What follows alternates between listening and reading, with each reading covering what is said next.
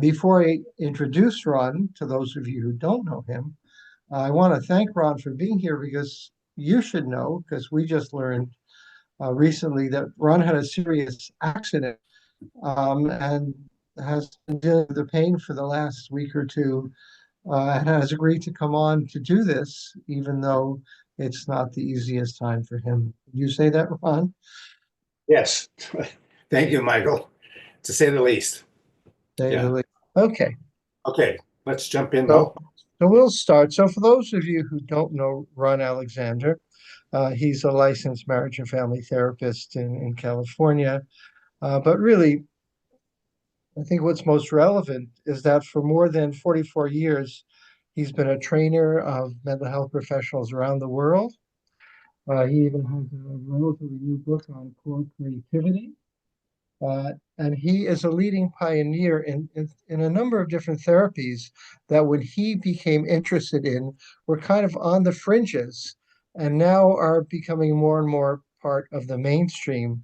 That includes mindfulness-based therapies, mind-body therapies, gestalt therapy, somatic experience therapies, and the Ericksonian model of therapy, as well as integrating behavioral and other therapies. So he's been there for a long, long time. And he's going to be with us for a webinar in a few weeks, towards the end of May, on somatic healing for trauma. So we wanted to have a chance to have this opportunity. So Ron, I just wanted to start off about, some of these early influences, because I know you received treatment with Milton Erickson Yeah. and you studied with him. And actually, I had one of the most significant weeks of my life with Milton Erickson in the late 70s. That really was a main influence on me. So, for those of you, the audience who don't know Milton Erickson, why don't you say some things? Because I'm curious too about him and what you learned from him, and how you got involved with him. Oh, okay. Well, I came across one of the very early pioneers of somatic therapies, um, named Alexander Lowen. He was a MD psychiatrist in New York City in the 60s. And so he came to Northampton State Hospital because I was one of the uh, volunteer counselors at a student-run drop-in center at the University of Massachusetts in Amherst called Room to Move. And we put together a series of talk programs where we invited Alexander Lowen, Dr. Stanislav Grof to come and talk about psychedelic therapy, Dr. Stanley Krippner, dreams and telepathy, Alan Watts, the great Zen philosopher, Ken Kesey, Ram Dass, Krishna Das. So we invited Gene Houston, Dr. Gene Houston. So we invited all these people to come to a distinguished visitors speaker program, both at UMass Amherst, but in coordination with Amherst College. Because I was a student and I was enrolled in what's called the 5 college program, where as a student in one college, you could take classes at any of the other 5 colleges in the Amherst area. And I minored in Buddhist studies at Smith College, and then took classes on consciousness studies at Hampshire College. And so when I gravitated out to go to graduate school in Northern California to study existential and humanistic psychology, my primary mentor there was Dr. Stanley Krippner. And he suggested that I explore somatic therapies, as I was very, very keenly interested in Gestalt therapy at the time, in family systems therapy. And in family systems therapy, there was a young woman, a trainer named Carmen Lynch from Australia, from Sydney. And she told me that a colleague of her named Dr. John Frickman, who ran the Cypress Institute in Carmel, and he had trained with Gregory Bateson and John Weeklin and Watzlawick at the Stanford Research Institute, SRI, and they were developing the very first and breakthrough clinical understandings and methods for working with families and with schizophrenia. So I was very, very interested in all this because at Sonoma State University, I did my clinical internship at the Santa Rosa Psychiatric Hospital.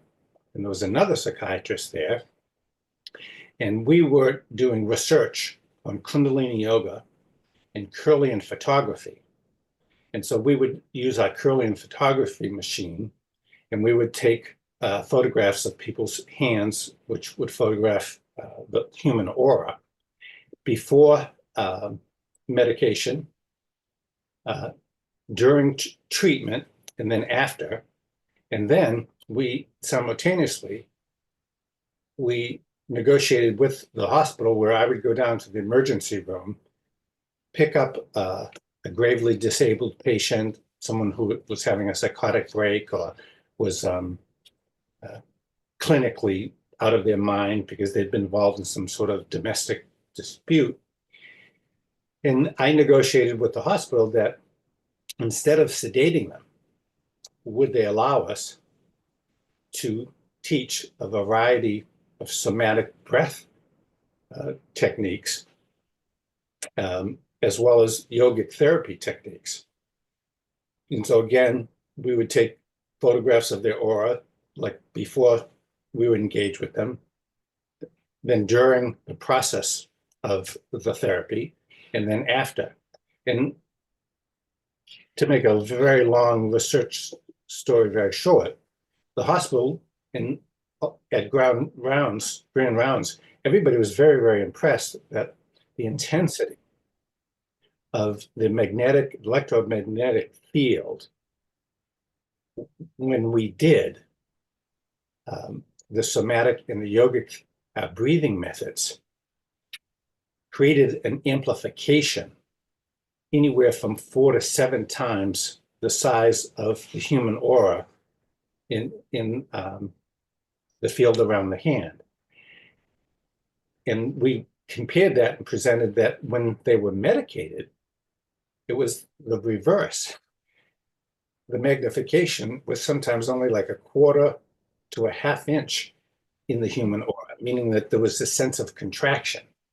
And so we pioneered at Santa Rosa Psychiatric, where we were able to cherry pick and to say to the attendant resident or the physician, can we work with this person without medication and do somatic-oriented breathing methods and take their Kirlian photographs.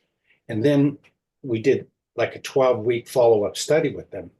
And across the board, the people that we didn't give medication to had a shorter stay at the psychiatric hospital. And so we thought we were at just the beginning of a revolution, which we really were. But again, I was a young graduate student, 23 years old, and I had this unique opportunity to bring Alexander Lowen to Northampton State Psychiatric Hospital. And he did a series of weekend trainings that I attended in bioenergetics. And I was just phenomenally moved that I'd already had discovered Zen meditation, which I later became ordained as a lay Zen monk. And I had discovered yoga, but he put together psychoanalysis with somatic breathing therapies and a way of working with the nervous system that was very, very, very unique. And then later I'll talk about meeting up with Dr. Peter Levine decades later and working and studying with him. So the very origin of my interest started with the time with Alexander Lowen in Amherst, and being also exposed to a variety of Asian, Eastern meditative and spiritual traditions, such as Zen Buddhism, Tibetan Buddhism. Amherst was quite a hotbed academically, Buddhist studies, because they had the most preeminent Buddhist scholar, Dr. Robert Thurman, and he was the professor in residence at Amherst College. And then the other professor that we worked with was Dr. Tai Uno, and he was a Japanese professor. And we studied for years with him, not only Buddhist philosophy, but he was very keenly interested in Buddhist psychology.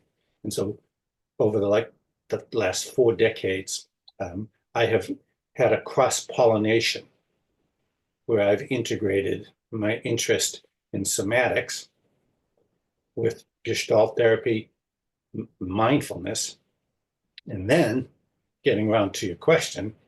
So I come to Los Angeles, and the people at Stanford Research Institute, because Gregory Bateson was up there with Virginia Satir and John Weekland and Watzlawick, they shared with me that, oh, there's a wizard out in the desert not too far from you named Dr. Milton Erickson. And he's in his late 70s, and he's in a wheelchair, and he had polio as a child. So they said, you really have to meet up with him, because the clinical interests you have and the theoretical and spiritual interests you have, I think they would really very nicely meet and match up with Dr. Erickson, because there's something about him where he hasn't studied any of these things, and yet he knows everything about each of these things in a very, very deep, intuitive way. And Dr. Erickson used to tell a funny story where anytime he would read you, people would say, where did you learn to be a psychic? And he would say, oh, no, I'm just a psychiatrist, very medically trained. My wife, Betty, she's into astrology and those types of things. And I don't know anything about that. But if you would like to know more, why don't you, after our training session here, why don't you go in the kitchen and sit and talk to Betty? So the first time I ever called him, I was in my office at Cedars-Sinai, because in 1978 to 84, I was one of the co-founders of the Center for Health and Healing. And we were probably the most preeminent holistic and behavioral psychology, medical, chiropractic. We had acupuncturists come. There was a young acupuncturist named Dr. Mark Holmes, who had just studied in Taiwan and in Beijing. And I invited him to come and to present to all of us. And he was one of the very first acupuncturists that was licensed in California.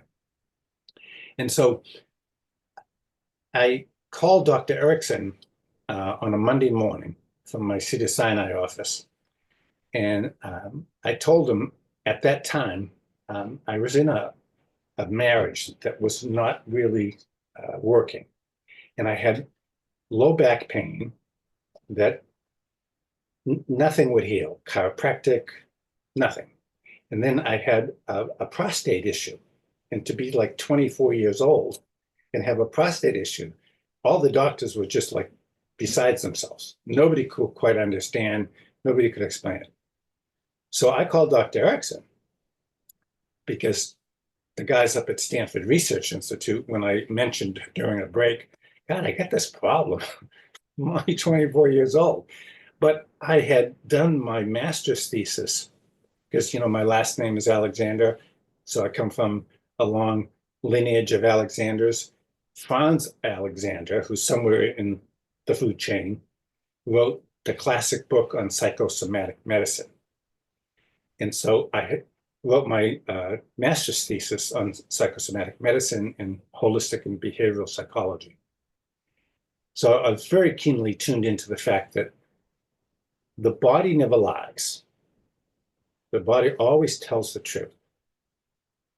And symptoms are oftentimes healing pathways. So that in somatic therapy, when someone has a symptom, we actually say, oh, fantastic. Oh, your neck is hurting, or your stomach is really hurting. Wow, wonderful. Because we learned historically, predating Lowen and Levine and other somatic theorists, Bessel van der Kolk, that Carl Jung, Dr. Carl Jung, was the original. He was the Swiss spiritual psychiatrist. And he said that the unconscious was very creative. And the unconscious will use the body as a playing field to draw attention to what is the core or the underlying issue that really needs a resolution.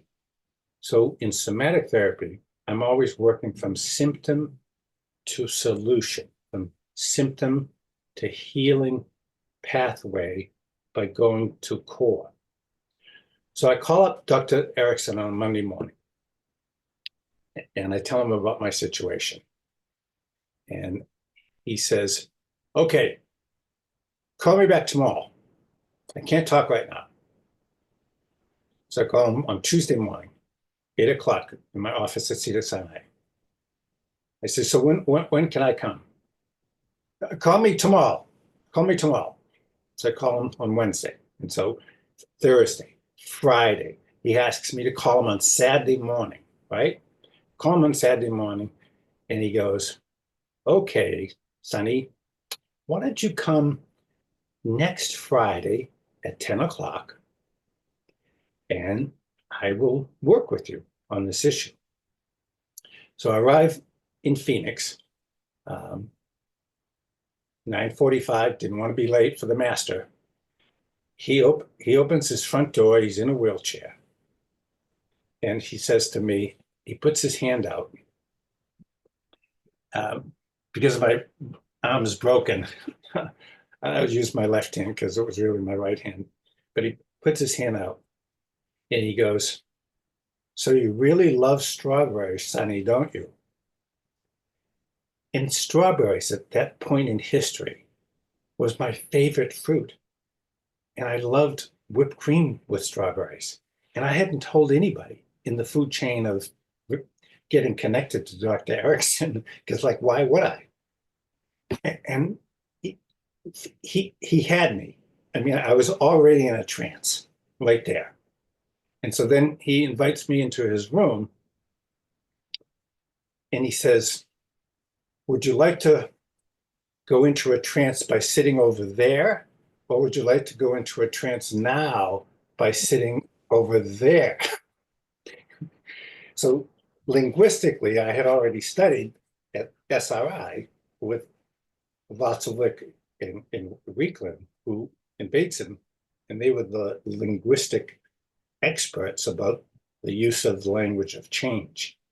So Erickson had this fascinating capacity to utilize what we call in mind-body healing therapies, conversational hypnosis, in addition to his whole arsenal of formal, directive, authoritarian, which he abandoned all of that, but he still had those methodologies present for him. And he evolved into being what I would call a creative healing artist. He was really a gifted songwriter, if you will, because every time you write a song, you have to draw from the inside. You're influenced by the outside world, but everything, the music, when the muse comes up from inside. So Erickson had this innate capacity to be ever present with his own unconscious, which allowed him to attune to your unconscious mind. He would oftentimes go back and forth between the two. He would be talking about my unconscious, and then he'd say, and my unconscious, and then your unconscious, and then our unconscious. And I wonder today if you're curious about how our unconsciouses are going to join together to assist you in order to go deeper and deeper into the true creative exploration of that healing part of your creative unconscious that really knows the healing solution and the healing remedy. And he'd slow everything down. And so 5 hours later, I wake up, literally. And he'd been talking to me, and he'd been, had 4 or 5 other professionals in and out of trance. And he turns to me and he says, "Aren't you a young lecturer at UCLA?" I said, "Yeah." Mm-hmm. And he said, "In the Department of Psychology and Humanities?" I said, "Yeah." And he goes, "And I understand. Betty said that you also teach something called Zen meditation at UCLA?" I said, "Yeah." And he says, "Betty said that you taught a course on Zen and creativity." I said, "Yes." And he goes, "Creativity, hypnosis is very, very creative. And we know a lot about creativity from going in and out of trance." And again, right back in, wake up like an hour and a half later. And then he says, "So, since you're at UCLA, aren't there a lot of college t-shirt shops in the neighborhood?" And I said, "Yeah." He said, "I want you to get a t-shirt, and on the front, I want you to have the letters that say, 'Why should we,' and then in the middle, 'inflict pain,' and then on the back, 'on ourself to do the right thing.'"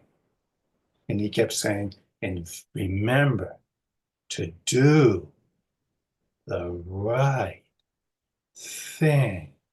Why should we inflict pain on ourselves?" And he was using these hand gestures in order to do the right thing. And he was moving his body in the wheelchair. And and I'm already in a trance, but my eyes are open. And he goes, "You sound like you're from up there around Boston. Did you go to college up there?" I said, "Yeah, first couple of years in Boston and then 3 in Amherst." And he goes, "And you look like you could be a nice Irish Catholic boy because you have a very white complexion." And I said, "Yeah, you got me. I'm from a big Irish Catholic family, 6 sisters, 3 brothers. Yeah, yeah." And he goes, "You know, Catholics, they have the most difficult time getting out of bad arrangements. And I cannot understand what it is about what seals them to stay in a bad, bad, bad arrangement." Now, note, Mhm. I haven't said anything to him about my marriage. I did tell him about the prostate problem in the lower back. And he did say, before he put me into trance, he did say, "Wow, Sonny, you're the youngest person I've ever met that had a prostate problem at 24. That's a condition for very, very old men who oftentimes stay in arrangements that are not really healthy for them." So he says, he keeps repeating the whole thing, and he picked up like the Catholic thing that like when I got married. Death to you part is very Catholic. There's a core in me that does everything very conservatively and very Catholically, and uh, which has been great because it's helped me in my clinical profession to even help lots of people that I supervise to always do things right. But he pieced together to do the right thing.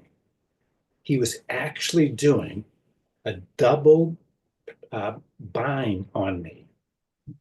That to do the right thing meant to break free from the marriage that wasn't working. And it was a marriage that just completely misfitted. When we got divorced about 6 months after my work with Dr. Erickson, she went and lived in the jungle in Maui for 25 years, even though she had a doctorate in psychology also. And I stayed in Los Angeles and continued with the clinic, and then um, continued teaching and training up to this day in writing books. But the brilliance of his using language, why should we inflict pain on ourselves in order to do the right? And what he was going after was two things in the double bind. The Catholic piece he was going after, that you're just staying in this because you think it's important to do the right thing, coupled with that the freedom from doing something that a part of one's early introjective projection of introjecting the belief that if you get married, you stay married for the rest of your life as a Catholic, because at that time in history, very few people ever got divorced in the Catholic Church. He played on that to do the right thing, to address both of those polarities, which then allowed me in the next couple of weeks and months, I came back to Los Angeles and I got into couples therapy, and it just became so crystal clear. Couples therapist, his name was Dr. Robert Resnick. He was a very renowned Gestalt therapist who trained me amongst many other. I studied with all the great Gestalt masters of the time, Dr. Irving Polster, Dr. Jim Simpkin, Dr. Robert Martin, Dr. Miriam Polster. In the couples therapy, he kept going back and forth between what makes a good relationship is when similarities can dance with differences. But I don't see many similarities in this relationship. I see too many differences. And that's all he would say. And so all the trance work that I did with Dr. Erickson just started to bubble up, and to do the right thing started to dematerialize. So that was my introduction to Dr. Erickson. What a story. It's mind-boggling. And to this day, I have never had a prostate problem ever since. Just I want to just get a little concrete, because there's so many directions we can go in terms of your influences and where that brings you to today. And now you're talking about somatic experience, somatic treatment of trauma. And also in your description, I noticed you used the word trance, and you almost put me in a trance with your story just now. The pacing, the Erickson pacing, and all that. Yeah. So how do you integrate all your learnings about somatic treatment with trance? And how can people learn this stuff if they don't have a deep background like you have in so many kinds of therapy? So how do you help people help their clients? Really is the question. Well, prior to COVID, I was doing a lot of teaching and training uh, in Europe, Australia, Great Britain. I'm going to China at the end of September if my injury is healed.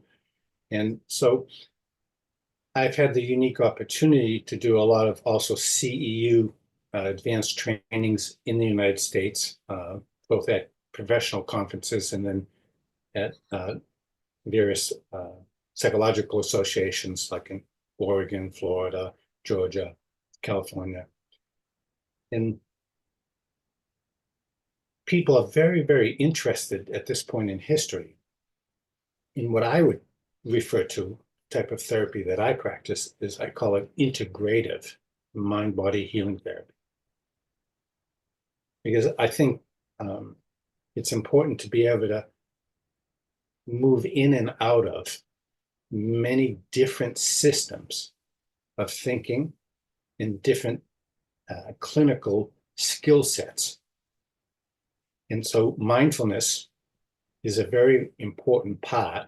And mindfulness comes from Zen meditation and various Buddhist meditations. One is the Theravadan tradition that is very well known in Southeast Asia, particularly Thailand, in Burma, also in India.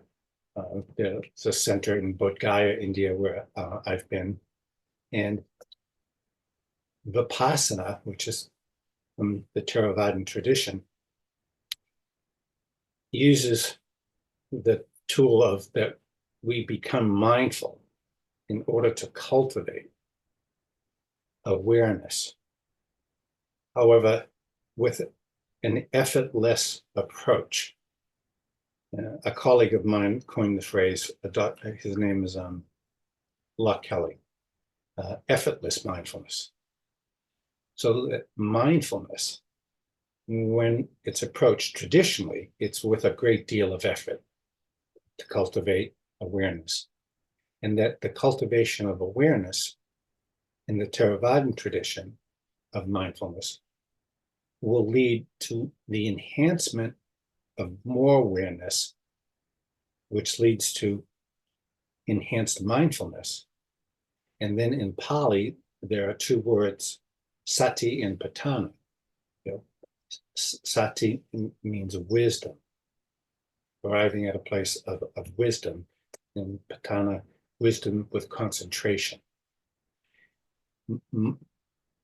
Somatic therapy, Dr. Peter Levine, he and I were teaching at the Polarity Institute, separate trainings in Zurich, Switzerland, over 3 or 4 summers. And I had attended because he would present at same conferences like the Family Therapy Network conference and the Erickson conferences in Arizona each year. And so oftentimes I would be seated next to him at dinner or lunch and we would talk. So one summer, after we'd had breakfast like 3 or 4 summers in a row where I was just sitting in and auditing his program up in the mountains each summer, he said to me, he said, hey, Ron, have you taken my somatic experiencing training? And I said, because I was auditing him a lot. And I said, no, I haven't. And he just turned, and there are always those moments where there's a look in a way someone says something where you just know, yeah, I should do this. So I turned to him and I said, no, I haven't. And he said, I think you should, because I think what I hear about your work is I think it would really fill in a missing piece. And so I cleared my schedule, took 3 years, and did the first 2 years, it's 3 or 4 4-day weekends. And then the last year, it's 2 5-day programs where you go to a residential. And I learned how to work with the nervous system, not just the physiology of the body and not with just the psychology of the body. And by studying with Peter directly, he had worked with and studied with a very close colleague of mine, the late Dr. Maggie Phillips, and she ran the Ericksonian Hypnosis Institute in Oakland. And so she invited a small group of us. There was 12 of us, and 4 of us from Los Angeles and 6 from the Bay Area, to come and spend an entire weekend from Friday night to Sunday night. And she was doing the hypnosis part, and she was introducing Peter Levine. And he had his very first book, Waking the Tiger, in manuscript form. And he was shopping it around. He couldn't find a publisher yet. And he did his presentation on Waking the Tiger, which is really about an understanding of how trauma gets locked in the body through his studies of anthropology and studying animal behavior. That when a prey preys upon, let's say, like a possum, and there's a wild animal, whether it's a wolf or whatever, that the possum will play dead, and it will go into what he evolved the term freeze, a freeze state. And the animal that's the prey, once you are in freeze, it's not very interested in killing. It'll just lose interest and go away, and then the possum comes back. And many other animals in nature do the same thing. And he showed these films, and he said he developed his understanding of how to treat trauma, that when people experience a trauma, there's developmental trauma that has to do with your development and your psychology and how you're raised and the care taking surround, and there's shock trauma. And in both of those two domains of trauma, there are small trauma and then what we refer to as big trauma. And he applied this understanding that if you can teach someone when they're in this three, and then I've come up with a fourth, but when we undergo any form of trauma, like myself, the first thing I did when I woke up at the bottom of the floor after falling 10 feet 2 weeks ago is I was sweating. I broke out into a total sweat. And then I knew from my first aid training that I was in shock. And my whole body was just frozen. And I at first thought, gee, am I paralyzed? And then the first thing I became aware of is, oh, Peter Levine says that the very first moment when you're coming out of a trauma is oftentimes there's an awareness that you are frozen. So there's freeze, there's fight, where you try to fight off, flight, where you either try to run away or you dissociate. And then I work with my contribution and also use a phrase called cut off or shut off. And so with myself, I immediately went to cutting off, and I just closed my eyes and went back inside. And I went through what had happened in the trauma, the misstep with my foot on the ladder. And then I remembered, oh, the first thing that we teach in somatic experiencing therapy is, so what's the next thing that you're aware of? And to move from the next awareness, which was that I'm in freeze, is to go back from what we call, if there's a timeline, ground zero is the trauma, and T+1 is the first moment after trauma. T+2 is what occurs next, which in my case was moving into the bedroom, getting a belt, tying it around my arm, calling a friend and saying what had happened. And then the friend said, you need to call 911. So, and then when the firemen came, that's T+3. And then being in the emergency room is T+4. But what we do, which is very ingenious, and I don't know where Dr. Levine got it from, but because he studied Erickson, there might have been some borrowing from that. Because Erickson used to say, when anyone was sharing a trauma, he'd interrupt them. And he'd say, Can you tell me how you were feeling the day before this accident happened? Could you tell me um, a week before the trauma? Can you go back in time right now to 2 or 3 weeks before the trauma and recall to me some happy moments that you had or some pleasurable time? So what we call that is T-1, T-2, T-3, T-4, and 5 on a timeline. And that what we want to do is you never want to take a person in. Most people, when they come into your office, they want to go right into the trauma. You know, so start telling you exactly what happened. That is actually a disadvantage to them, and it is traumatizing to them to have them just go directly into telling you about the trauma. So you have to, what we call set and setting in psychedelic therapy, is we have to set the stage.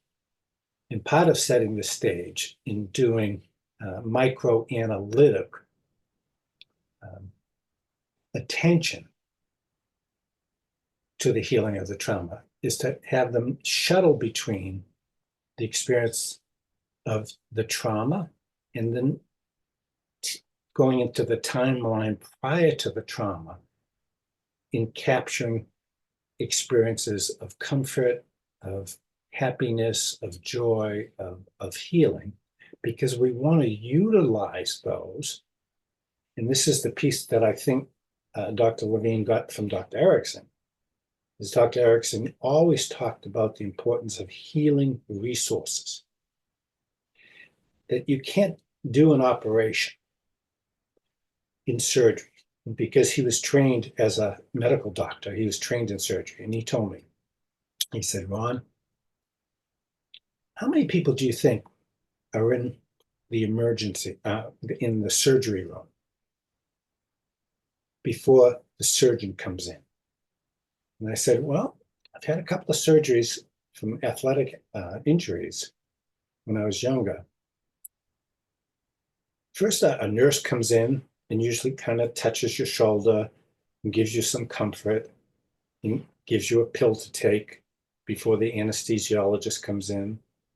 And then another nurse comes in, and oftentimes they touch your feet and they start asking you about how it happened, or uh, where you live, about your family.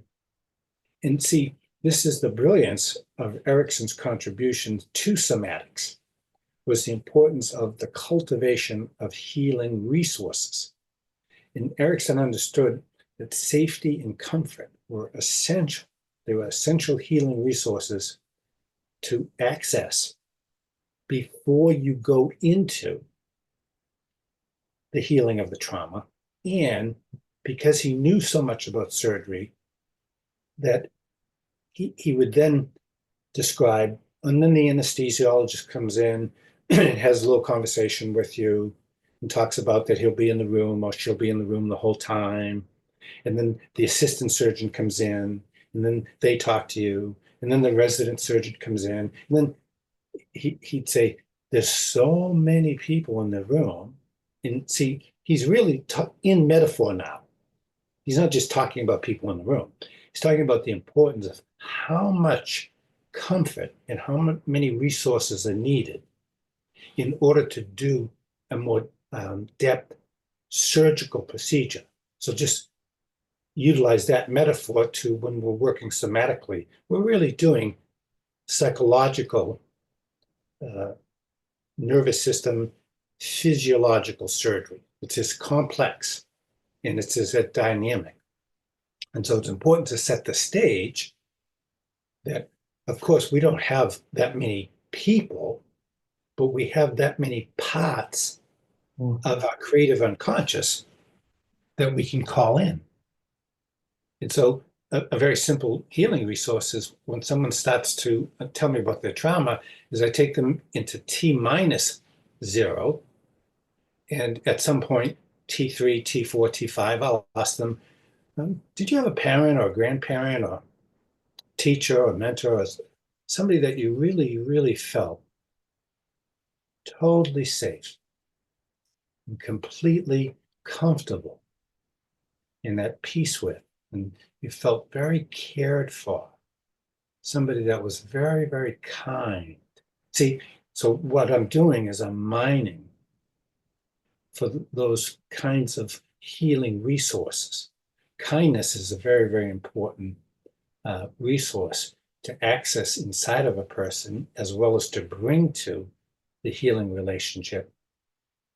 Because when someone has suffered a very, very severe trauma, the resource of safety, of comfort, the resource of trust, the resource of support, the resource of compassion, the resource of kindness, the resource of love, self-love. Um, I'll give you a quick clinical vignette, or do you want to ask me another question? Oh, we have about 10 minutes, a clinical vignette, and how you integrate this into your teaching, like in your webinars and your workshops. Maybe a little bit of both in our 10-minute time.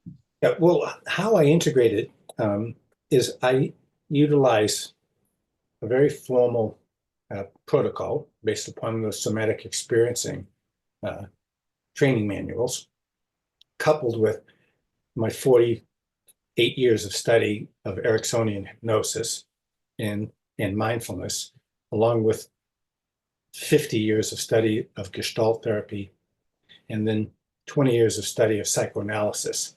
And psychoanalysis is something that I also participated in, even though I was a very far left human potential pioneer explorer. I found myself on this woman's couch for 7 years in Los Angeles, 3 days a week, being psychoanalyzed. And it was profoundly useful. And I used pieces of it when I'm working somatically. So what I do with people and therapists in training is a lot of presentation of theoretical ideas so that they have a context of all of these various systems. I give PowerPoints and manuals. And then I take people individually, they work with me in front of the group, and I will demonstrate either one specific modality, or I'll say, I'm going to utilize the integrative model now.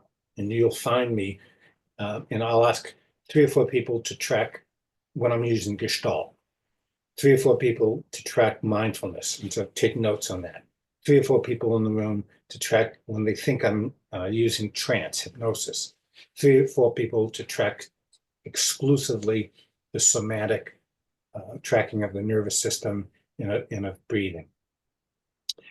And that's one of the key methods that I use because I think it's a really, really important teaching method because it makes people become more observant and to be thinking. See, it's not enough just to be an experiential therapist. I think that that's really important. But I want the people that I train to also be able to articulate the various theoretical systems that I'm teaching. Because I believe that in every model, you have to have a theory, like a triangle, a theory, then a methodology of how you impart that theory, and then the technology as the top of the triangle. So theory, methodology, the how-to, and then the specific skill sets. When you teach, I guess even virtually, people are watching you and looking for and looking, what you're doing, where it comes from, trying to make sense of this so they can learn how to integrate some of the ideas into their own practice, I would imagine.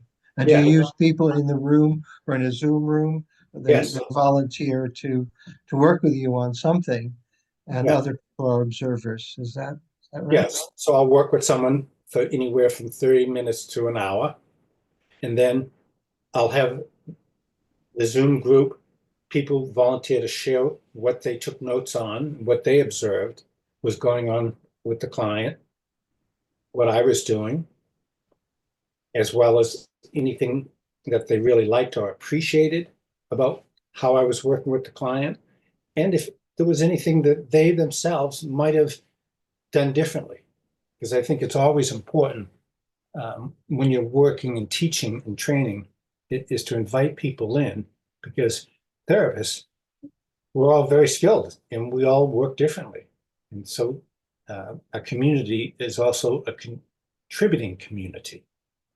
So I'll work with someone one-on-one, and then on Zooms, I'll also do guided experiences where I'll work with the entire group and take them through a series of breathing exercises, movement exercises, stand up on the Zoom, and get them to do somatic healing exercises and group trances and group mindfulness meditations, work with the positive antidote remedies from Buddhist psychology, which is, if you take something, whether it's a thought or it's an emotion or it's a sensation, and you have a person embody it.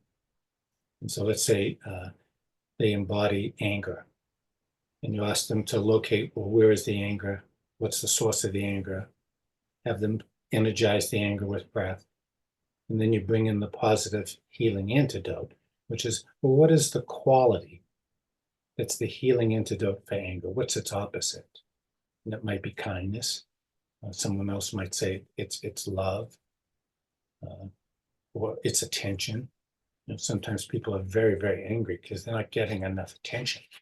They need to be seen. They need to be heard. They need to be empathized with. Or they need to receive compassion.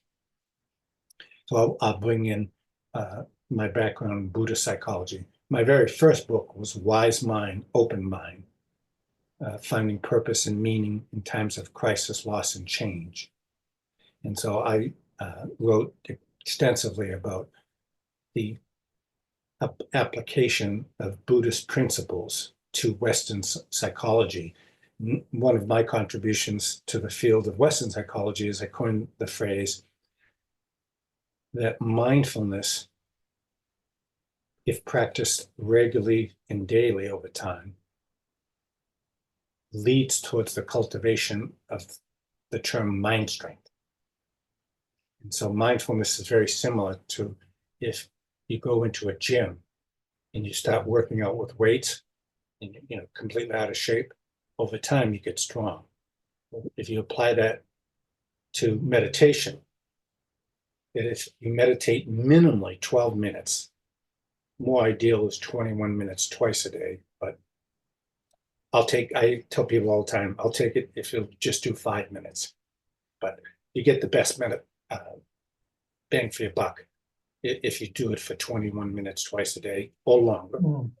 Try to do. It will build mind strength. And mind strength is the neuroscience component to our somatic healing work, which is we're not only changing our physiology and our nervous system, but neuroscience brings in that meditation, particularly mindfulness, because it's been so extensively studied, but transcendental meditation has also been very widely studied, very, very useful.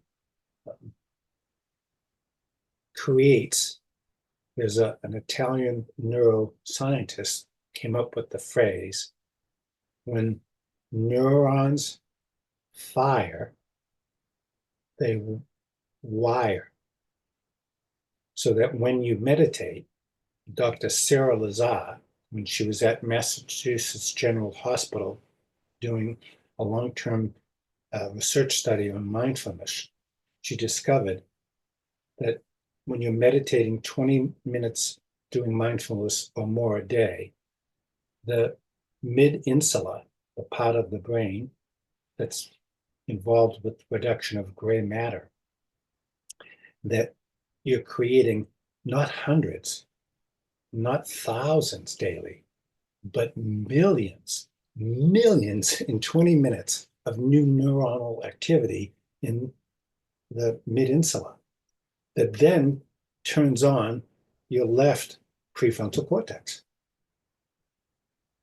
And when the left prefrontal cortex lights up, you can help people to shift from the left and do what's called from a left to a right shift in the right prefrontal cortex, uh, responsible for creativity, healing, bringing on the shift from the sympathetic fight, flight, or freeze part of the nervous system to the parasympathetic, which is rest, digest, heal, sleep. So neuroscience is a very, very important part of our somatic mind-body healing work. And so I teach a lot about that. And we practice a lot of meditation. Because meditation, I think, is the core behind all of this. It brings it all together. If you have a strong meditation practice, over the decades, my own intuitive abilities have become very fine-tuned, not from studying with anybody, but from the daily practice. And so I see myself as an artisan. And when I used to play music as an adolescent in Harvard Square in Boston, you never got on stage unless you tuned your guitar. Because if your guitar was out of tune, everybody in the group would look at you and give you the dirtiest look. Like, what? You have to attune your instrument. And as healers, as practitioners, as psychedelic guides, as hypnotherapists, as coaches, I suggest it's really, really important to either take meditation or Tai Chi or yoga or prayer, but to do something every single day that will attune your instrument of self so that you can access your creative unconscious and open up a much wider domain so that you're not only listening and being with the person, but you're also listening to the imagery that comes up from your own unconscious, which allows us to be able to say, like, a guy came to me, he was referred from New York City from a therapist. It's a long, long case study, but anyways, I'll just simplify it. I had him come, he showed up at my home office in Malibu, Topanga Canyon, and he's in a three-piece suit, and he has a briefcase and an umbrella. So you get the, so he comes in and he's sitting in my Zen mountain house, and he's like, well, what am I doing here? You know, like, and so I sat there and I said to him, so why are you here? What's the problem? And he said he was trying to make a decision. He had a wife and 5 kids, and I'll just say a phony state, some state back east. And he was having a relationship with someone that worked in his company out here in Los Angeles. And he was trying to make a decision about staying or leaving. And he'd been working on this with his analyst and was getting nowhere in New York. And that's why his analyst referred him to me, because he came out to LA a lot. And so I sat there and I closed my eyes and I saw a boat, and I saw 3 or 4 kids in a boat and in a rainstorm. And I told him about it, and he started crying, just crying. And he cried like for 30, 40 minutes nonstop. And I said, what did you just experience? And he said, when I was a teenager, we were on a boat in another state, somewhere in the United States. And one of the kids on the boat slipped off the boat and drowned. And when we came in from the rainstorm, the police were there and the firemen were there and my parents were there. And my father said to me, you will never speak about this ever, ever again to anyone. And so he came, there was a whole lot more to talk about, obviously, but he came and worked with me, and after a couple of months, he ended the relationship in Los Angeles very, very happily. That's a real Milton Erickson story. Listen, Ron, I want to thank you Okay, so much. Um, you are a treasure, I think, for people who want to learn how to be therapists or learn how to be themselves or learn how to do their instruments. And you had that opportunity with Dr. Erson, the pollsters, and so many others. And now you're providing that opportunity for therapists, young, middle-aged, or old, to learn from you from your books or from our webinar coming up, whatever. And I really appreciate you took this time, this full hour, dealing with what you're dealing with. And thank you so much. I look forward to seeing you next month. Thank you, thank you, Ron. Michael. Pleasure. Thank everyone for tuning in.